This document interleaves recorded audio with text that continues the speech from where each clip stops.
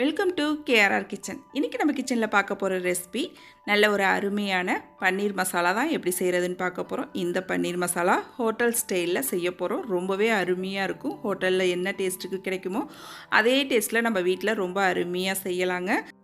இந்த பன்னீர் மசாலா பார்த்திங்கன்னா சப்பாத்தி, நான், ரொட்டி, பரோட்டா, புலாவ் இது கூடலாம் வச்சு சாப்பிட ரொம்ப அருமையாக இருக்குங்க. டிஃபன் வகைகள் அத்தனைக்கும் சைடிஷாக வச்சு சாப்பிட்றதுக்கு ரொம்ப சூப்பராக இருக்கும்.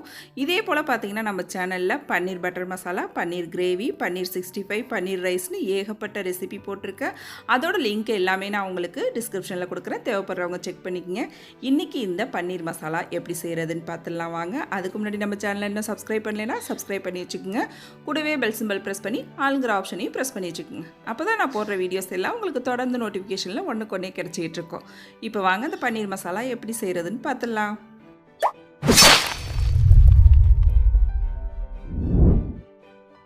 இப்போ இன்றைக்கி பன்னீர் மசாலா செய்கிறதுக்கு பார்த்திங்கன்னா 400 கிராம் அளவுக்கு பன்னீர் எடுத்து கட் பண்ணி வச்சுருக்கேன். இது வீட்டில் செஞ்ச பன்னீர் தாங்க. இது எப்படி செய்யணுங்கிற வீடியோ நான் ஏற்கனவே போட்டிருக்கேன். அதோட லிங்க் வந்து டிஸ்கிரிப்ஷனில் கொடுக்குறேன். தேவைப்படுறவங்க செக் பண்ணிக்கோங்க. பால் வச்சு ரொம்ப ஈஸியாக நம்ம வீட்டிலே செஞ்சிடலாங்க. பன்னீர் ரொம்ப ஈஸியாக இருக்கும். டேஸ்ட்டும் ரொம்ப அருமையாக இருக்குங்க. இப்போ இந்த பன்னீரில் பார்த்திங்கன்னா ஒரு 1/4 டீஸ்பூன் மஞ்சள் தூள், 1/2 டீஸ்பூன் தனி மிளகாத்தூள், 1/2 டீஸ்பூன் உப்பு போட்டு நல்லா இது போல் கலந்து விட்டுக்கிறேன். நல்லா கலந்து வச்ச இதை பார்த்திங்கன்னா நம்ம இப்போ லைட்டாக ஃப்ரை பண்ணி எடுக்கணும். அதுக்கு ஒரு பேனில் ஒரு 2 டீஸ்பூன் அளவுக்கு நெய் சேர்த்துக்கிறேன். அந்த நெய் பார்த்திங்கன்னா எல்லா பக்கமும் படுற மாதிரி இது போல் ஸ்ப்ரெட் பண்ணி விட்டுக்குங்க. இப்போ நம்ம கலந்து வச்சுருக்க அந்த பன்னீரை பார்த்திங்கன்னா ஒன்று ஒன்றா இது போல் எடுத்து வச்சுக்குங்க. இப்போ எல்லா பன்னீரையும் இதே போல் அடுக்கிட்டு அடுப்பை மீடியம் ஃப்ளேமில் வச்சு நல்லா 2 பக்கமும் ஒரு 2 நிமிஷத்துக்கு ஃப்ரை பண்ணி எடுக்கணும். இதே போல் திருப்பி விட்டு 2 பக்கமும் ஃப்ரை பண்ணி எடுத்துக்குங்க. பன்னீரை பார்த்திங்கன்னா ரொம்ப நாளை ஃப்ரை பண்ணிடக்கூடாது. ஃப்ரை பண்ணோம் அப்படின்னா நமக்கு ரப்பர் மாதிரி ஹார்டாக போயிடும். அதனால் குறைவான நிமிஷமே ஃப்ரை பண்ணி எடுத்துக்குங்க. ஒரு 2லேருந்து 3 நிமிஷம் ஃப்ரை பண்ணிங்கன்னா போதும் லைட்டாகவே. அதே போல் ஃப்ரிட்ஜிலேருந்து நீங்கள் பன்னீர் எடுத்திங்கன்னா வெந்நீரில் ஒரு 10 நிமிஷம் போட்டுட்டு வெதுவெதுப்பான தண்ணியில் ஒரு 10 நிமிஷம் போட்டுட்டு அதுக்கப்புறம் கட் பண்ணி எடுத்துக்குங்க.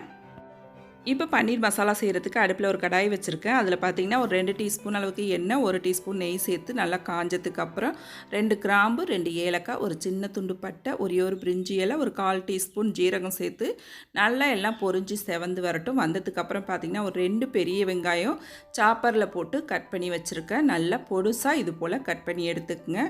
இப்போ இந்த வெங்காயம் நல்லா இது போல் வதங்கி வரணும். வதங்கி வந்ததுக்கப்புறம் இதில் 1 டீஸ்பூன் அளவுக்கு இஞ்சி பூண்டு பேஸ்ட்டு சேர்த்துக்கிறேன். நல்லா வதக்கிக்குங்க.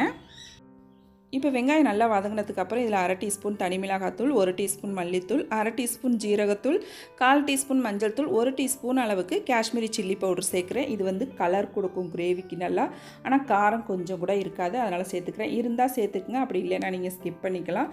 இது கூடவே ஒரு 2 டீஸ்பூன் அளவுக்கு கடலை மாவு சேர்த்துக்குங்க. சேர்த்து நல்லா ஒரு 3 நிமிஷத்துக்கு இதை வதக்கி விட்டுக்குங்க.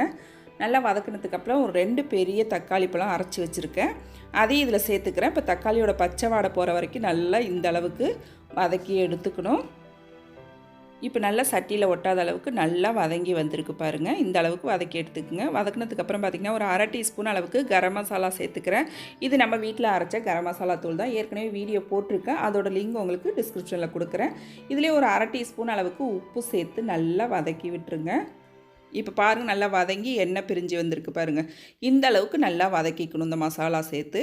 இப்போ இதில் பார்த்திங்கன்னா ஒரு 200 ml அளவுக்கு தண்ணி சேர்த்துக்கிறேன். தண்ணி கொஞ்சம் தாராளமாக சேர்த்துக்கலாம் நீங்கள். ஏன்னா நம்ம கடலை மாவு சேர்த்துருக்கோம். அது என்னென்னா கொதித்து வரும்போது பார்த்திங்கன்னா நல்லா கிரேவி திக்காகி வரும். வதக்கும் போது உங்களுக்கு தேவைன்னா இதில் ஒரு 2 டீஸ்பூன் அளவுக்கு தயிர் கூட சேர்த்துக்கலாம். நான் இன்றைக்கி தயிர் சேர்த்து செய்யலை. உங்களுக்கு விருப்பமாக இருந்ததுன்னா ஒரு 2 டீஸ்பூன் அளவுக்கு தயிர் சேர்த்துக்குங்க. ரொம்ப சூப்பராக இருக்கும் டேஸ்ட்டு.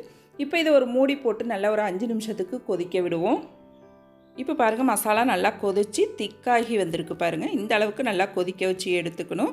இப்போ இதில் பார்த்திங்கன்னா ஒரு 1/2 டீஸ்பூன் அளவுக்கு சீனி சேர்த்துக்கிறேன். இது வந்து பார்த்திங்கன்னா அந்த மசாலாவோட டேஸ்ட்டை ரொம்ப எடுத்து கொடுக்கும். சூப்பராக இருக்குங்க. நம்ம எப்போதும் ஹோட்டல்லாம் வாங்கும் போது பார்த்திங்கன்னா எல்லா விதமான கிரேவியுமே ஒரு லைட்டான இனிப்பு சுவையோடு இருக்கும். அதுக்கு இதுங்க சீனி சேர்ப்பாங்க. அதாங்க அதுக்கு டேஸ்ட்டு. அதனால் சேர்த்துக்குங்க. விருப்பம் இல்லைன்னா அதை ஸ்கிப் பண்ணிவிடுங்க. சேர்த்ததுக்கப்புறம் பார்த்திங்கன்னா இதில் கொஞ்சமாக மல்லித்தலை, அப்புறம் பார்த்திங்கன்னா கஸ்தூரி மேத்தி ஒரு 1/2 டீஸ்பூன் அளவுக்கு சேர்த்துக்கிறேன். அப்புறம் 1/2 டீஸ்பூன் மிளகுத்தூள் சேர்த்து நல்லா கலந்து விட்டுருங்க. நல்லா ஒரு கொதி வந்தோடனே நம்ம ஃப்ரை பண்ணி வச்சுருக்க பன்னீரையும் இதில் சேர்த்துக்குங்க. பன்னீர் சேர்த்து ரொம்ப நாளைக்கு கொதிக்க விடக்கூடாது. ஒரு 3 நிமிஷம் மட்டும் இந்த மசாலாவை கொதிக்க வச்சிங்கன்னா போதும். இப்போ இது நல்லா ஒரு கொதி வரட்டும். இதில் பார்த்திங்கன்னா ஒரு அரை மூடி லெமன் பிழிஞ்சு விட்டுக்கிறேன். நான் இன்றைக்கி தயிர் சேர்த்து செய்யலை, அதுக்கு பதிலாக தான் லெமன் சேர்த்துக்கிறேன். நீங்கள் லெமன் சேர்க்கல அப்படின்னாக்கா நீங்கள் அதுக்கு பதிலாக தயிர் சேர்த்துக்கலாம். ரெண்டுமே ரொம்ப அருமையாக இருக்கும். தயிர் சேர்த்தும் செய்யலாம், லெமன் சேர்த்தும் செய்யலாம். இப்போ பாருங்கள், நம்மளோட பன்னீர் மசாலா ரொம்ப சூப்பராக அருமையாக ரெடி ஆகிடுச்சு. பாருங்கள் எந்த அளவுக்கு நல்லா திக்காக கொதித்து எண்ணெய் பிரிஞ்சு வந்திருக்கு பாருங்கள். இந்த அளவுக்கு இருந்தால் தான் நம்ம சப்பாத்தி, பூரி, பரோட்டா, நான் எல்லாத்துக்கூடையும் வச்சு சாப்பிட ரொம்ப அருமையாக இருக்குங்க. புலாவ் வெரைட்டிஸ் கூட வச்சு சாப்பிட்றதுக்கும் ரொம்ப சூப்பராக இருக்கும் இந்த பன்னீர் மசாலா. இந்த பன்னீர் மசாலா ரெசிப்பியை நான் இன்றைக்கி சொன்னது போல் நீங்களும் ட்ரை பண்ணி பாருங்கள். ட்ரை பண்ணி பார்த்துட்டு எப்படி இருக்குன்னு எனக்கு கமெண்ட் பண்ணுங்கள். என்னோட இந்த ரெசிபி பிடிச்சிருந்ததுன்னா லைக் பண்ணுங்கள், ஷேர் பண்ணுங்கள். மறக்காமல் நம்ம KRR கிச்சனை சப்ஸ்கிரைப் பண்ணி வச்சுக்கோங்க. நாளைக்கு வேறொரு ரெசிபியோட சந்திப்போம். தேங்க்ஸ் ஃபார் வாட்சிங்.